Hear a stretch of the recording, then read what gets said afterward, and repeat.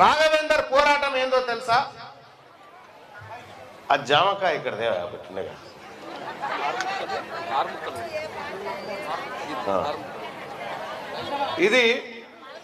ఇదొక జామకాయ, అవునా? ఇది జామకాయ.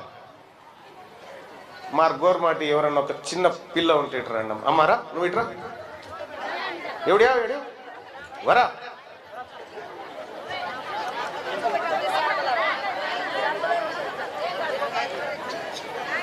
రైట్. ఈ పాప ఉంది, ఈమె మన గోర్మాటి అంటే మన లంబాడోళ్ళ బిడ్డ. అయితే ఈ జామ పండు ఒకటి ఉంది. ఈ జామ పండులో అంబేద్కర్ ఏం చేసిందంటే ఈ బిడ్డలకు వీళ్ళు అమాయకులు, వీళ్ళని పెద్దోళ్ళంతా ఆగం చేస్తారని ఇండ్లకేని ఒక్క ముక్క ఉంచాడు. ఒక ముక్క ఉంచు. అంబేద్కర్ కట్ చేసి ఉందా ఆల్రెడీ? ఇది మొత్తం 6 ముక్కలు ఉందిగా, ఒక ముక్క తీసి పాపకి ఇచ్చిండు.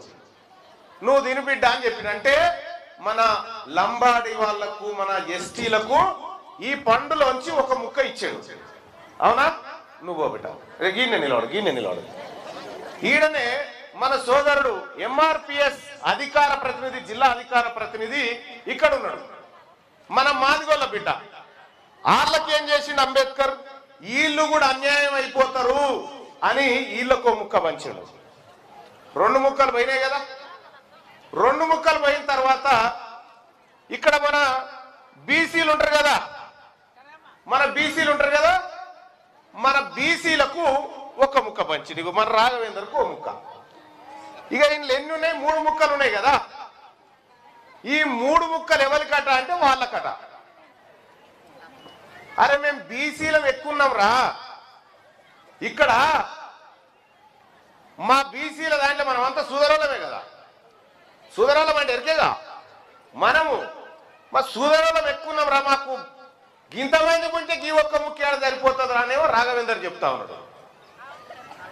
గింతమంది కడుపులు ఉన్నాయి, మాకు ఆకలి అవుతుంది, ఒక ముక్కతో మా కడుపు ఎట్లా నిండుతుందిరా అని చెప్తా ఉన్నారు. వీళ్ళు మోతాదు ఉన్నారు, ఒక ముక్క సరిపోయింది. వీళ్ళు మోతాదు ఉన్నారు, ఒక ముక్క సరిపోయింది. మరి మేము సగం పచ్చి అయితే తప్ప మా కడుపు నిండదనేమో రాఘవేందర్ చెప్తా ఉన్నాడు. రాఘవేందర్ చెప్తే ఆర్ కృష్ణయ్య గారు మేము అందరం కలిసి ఏం చేసినామంటే రాఘవేందర్ చెప్పింది కరెక్టే, ఈ ఒక్క ముక్కతో మా కడుపు నిండది, మాకు ఇలా 2 ముక్కలు కావాలి అని చెప్పి మళ్ళొక 2 ముక్కల కోసం కొట్లాడినాం. మళ్ళొక 2 ముక్కల కోసం కొట్లాడి రాఘవేందర్ చేతిలో పెట్టాడు. ఈ ఒక్క ముక్క మిగిలింది కదా, ఇది రెడ్డోళ్ళకి, ఇది రెడ్లకు వెలమదొరలకు ఈ ఒక్క ముక్క. ఎందుకంటే వాళ్ళు పిడికెడు మంది ఉంటారు కాబట్టి వాళ్ళకి నిండంగా సరిపోతుంది. ఇంకా వాళ్ళు కొద్ది మంది ఉంటారు కాబట్టి వాళ్ళకి సరిపోతుంది. మరి బీసీలం సూదరాలం చాలా మంది ఉంటాం కదా, సరిపోదు.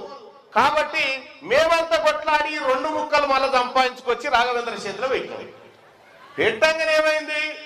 ఈ రెడ్డి ఆయన ఏమని చేసి నెరికేనా ఈ తిన్నాడు.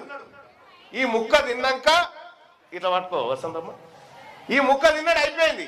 తిన్నాక ఏమంటాడంటే ఇది నాదే అంటుండు. మళ్ళా ఇది నాదే అంటుండు. నాదే అంటే అట్టెట్లా నీదవుతుందిరా?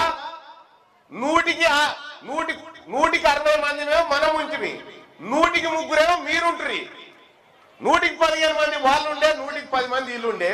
నువ్వు పిడికెడు మంది లేని ఇంత సగం పచ్చట తింటావురా, మా పేదోళ్ళు తినాలి కదరా ఇది అని చెప్పి రాఘవేందర్ చెప్తా ఉంటే ఆయన అందరం కొట్లాడితే మొన్న 42% అంటే ఈ పచ్చలో 40%, 50% అంటే సగం తుకడం మీకు ఇస్తామని ఒప్పుకున్నాడు. ఎవడు?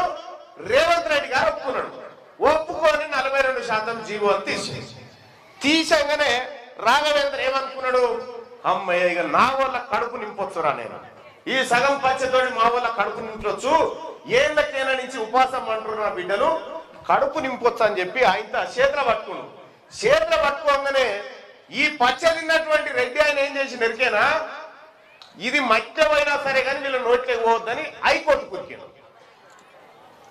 ఇది మట్టిలో పడ్డా సరే కానీ ఈ సూదరాలు తినొద్దు, వీళ్ళు తినొద్దు అని చెప్పి ఈ పచ్చను మళ్ళా గుంజుకపోయి హైకోర్టు కాడ పెట్టి అయ్యా వాళ్ళు ఎప్పటికి మా కాళ్ళ కింద బతకాలి, మా తను అడక తినాలి, కానీ మా దాంట్లో వాటా ఎట్లిస్తారు వాళ్ళకు అని చెప్పి ఈ జామకాయను ఎత్తుకపోయి మళ్ళీ ఏడబెట్టిరు. కేసేసిన ఆయన ఎవరు? ఈ జామకాయ వాపస్ తేవాలని గుట్టంగారి మాధవరెడ్డి అని ఓ రెడ్డి ఆయన కేసేసాను. ఆయన వేయగానే మళ్ళీ ఇంకో రెడ్డి గారు వాదించినేమని ఎట్లిస్తారు బీసీలకు రిజర్వేషన్ ఎట్లాగా పోయినా సరే కానీ మీరు తినొద్దు అని చెప్పి కేసు వేస్తే ఒక రెడ్డి ఆయనేమో జీవో ఇచ్చిండు తీసుకోమని, ఇంకో రెడ్డి ఆయనేమో ఇది ఇయ్యొద్దని కోర్టుకు పోయిండు, ఇంకో రెడ్డి ఆయనేమో కోర్టులో వాదించి ఈ బీసీల నోట్లే మన్ను వేయాలి, ఈ ముదిరాజుల నోట్లే మన్ను వేయాలి, యాదవుల నోట్లే మన్ను వేయాలి, ఈ మన ఒడిరాల నోట్లే మన్ను వేయాలి, మన కురుమల నోట్లే మన్ను వేయాలని చెప్పి కేసు వాదిస్తే జడ్జి గారు కూడా ఎవరు మళ్ళా రెడ్డి ఆయన జడ్జి గారు ఏం చేసిందంటే చల్ ఇది మట్లే పోయినా పర్వాలేదురా అలా నోట్లేకి పోవద్దురా అని మళ్ళా వాపసు గుంజుకున్నారు. అర్థమైంది అతను నేను చెప్పింది? మళ్ళా మట్లే పోయినా పర్వాలేదు కానీ ఈ రాఘవేందర్ చెప్తున్న ప్రజలకు దక్కొద్దు, ఈ సూదరులకు దక్కొద్దు అనేది వాళ్ళ బాధ. మరి దక్కాలనా వద్దా? గట్టిగా చెప్పు, దక్కాలనా వద్దా? దక్కాలనుకునే ఆడబిడ్డలు అంత శైలేవాడు చూద్దాం. మేము మా నోట్ల మన్ను పోసినోడు ఎవడైతే ఉన్నాడో, ఎవరు పోసిరు? రెడ్లు మన నోట్ల మన్ను పోసిరు. మన నోట్ల మన్ను పోసిన రెడ్లకు వాళ్ళ ఒళ్ళే ఓటు ఎట్లేద్దాం చెప్పురి? రాలే ఓట్ల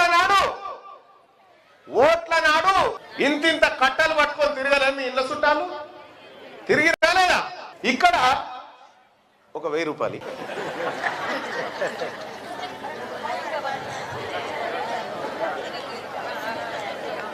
ఇగో ఇది 1000 రూపాయలు. ఈ 1000 రూపాయల నోటు, ఈ నోటు తీసుకొని ఇప్పుడు రెడ్డి వాళ్ళ ఇంటికి పోయి ఓటు కొనుక్కొస్తారా మీరు? ఆ ఇంటికి పోయి నువ్వు ఇక్కడదే నీ ఓటు నాకు మొన్న నాది 500కే కొన్నావు కదా, 1000 రూపాయలు ఇస్తా నాకు అని అడుగు. మేము ఓట్లు అమ్ముకుంటామా? చెలాయించి మీరిచ్చిన బలంతోనే జామ పచ్చ కింద వారేసిరు. మీరిచ్చింది ఆ బలం, వాళ్ళకు ఓట్లేసి అవి అట్లా చేసిరు.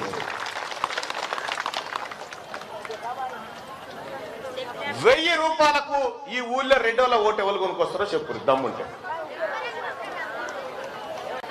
ఇక మన వాళ్ళది 500కే కొనుక్కొస్తారు ఇప్పుడు పంపిస్తే, అవునా? ఎందుకంటే వాళ్ళు ఓటు ఎందుకు అమ్ముకోరో తెలుసా? వాళ్ళు ఈ జామకాయ ఎక్కువ తిందామని ఆశతో ఉన్నారు కాబట్టి.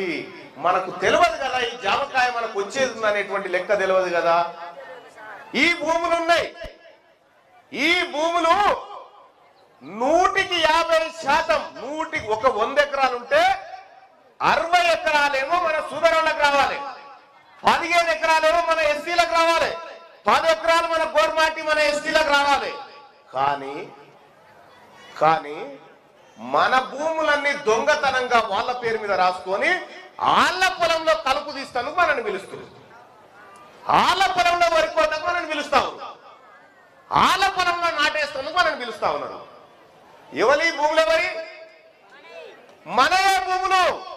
రాఘవేందర్ ఏం చెప్తా ఉన్నాడంటే మన ఓటు మనం వేసుకుంటే మన భూములు మనకు వస్తాయని చెప్తా ఉన్నాడు రాఘవేందర్ మీ బిడ్డ. మన ఓటు మనం వేసుకుంటే మన భూములు మనకు వస్తాయని చెప్తా ఉన్నాడు. మన ఓటు మనం వేసుకుంటే మన జామకాయ మనకు వస్తుందని చెప్తా ఉన్నాడు. మన ఓటు మనం వేసుకుంటే మన బిడ్డలు పోలీసులు, నౌకర్లు, ఇంజనీర్లు అవుతారు, 160 మంది మనోళ్ళే అవుతారు అని చెప్తా ఉన్నాడు రాఘవేందరు. కానీ ఆ రెడ్డి ఆయన ఏమంటాడు? మీ దగ్గర ఓటు కొనకపోయినా ఎట్లాగానిస్తారా మీకు? మీ వాళ్ళ దగ్గర ఓటులో జరుగుతున్నటువంటి కథ ఇగో ఇది.